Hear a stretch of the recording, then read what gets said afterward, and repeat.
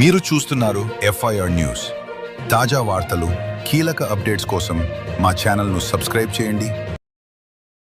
మిత్రులారా, ఈరోజు ఏదైతే గోనెగండ్ల మండల కేంద్రంలో నివాసం ఉంటున్నటువంటి రజక ఈరమ్మ పోయిన నెల 30వ తారీఖు తన పొలం 64 సంవత్సరాల నుంచి సాగులో ఉన్నటువంటి పొలాన్ని రీసర్వే వల్ల రెవెన్యూ అధికారులు ఇతరకి ఏదైతే గొల్ల రంగస్వామి, లక్ష్మీనారాయణ వాళ్ళ అన్నదమ్ముల పేరు పైన ఎక్కడం వల్ల వాళ్ళు మాది అని పొలంలోకి పోయారు.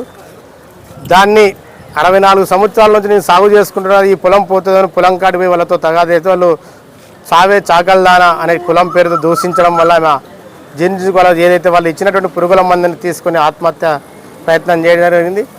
తక్షణమే వాళ్ళ మనవలు స్పందించి కర్నూలు ప్రభుత్వ హాస్పిటల్లో చేర్పించారు. 5వ తారీఖు ఈరమ్మ గారు 4వ తారీఖు మధ్యాహ్నం 12 గంటలకి చనిపోయింది.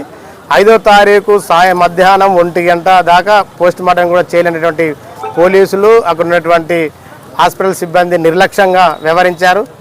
ఏదేమైనా ఈ భూ వివాదం వల్ల రెవెన్యూ అధికారులు ఇట్లాంటి భూ వివాదాలు ఈ జిల్లాలో చాలా ఉన్నాయి.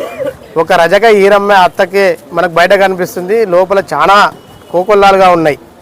కాబట్టి అయితే రజక ఈరమ్మ చావుకు కారణమైనటువంటి రెవెన్యూ సిబ్బందిని, అదైతే గొల్ల రంగస్వామి, నారాయణ వాళ్ళ కుటుంబ సభ్యులపైన కేసు నమోదైంది. 5వ తారీఖు కేసు నమోదైతే కూడా ఇప్పుడు దాకా కేసు వాళ్ళని అరెస్ట్ చేయలేదు. తక్షణం వాళ్ళని అరెస్ట్ చేయాలని ఈరోజు విచారణకి ఆదోని ఆర్డీఓ గారిని, కలెక్టర్ గారు విచారణ రమ్మన్నారు. విచారణ ఆఫీసర్గా వేయడం జరిగింది. ఈరోజు విచారణ జరిగింది.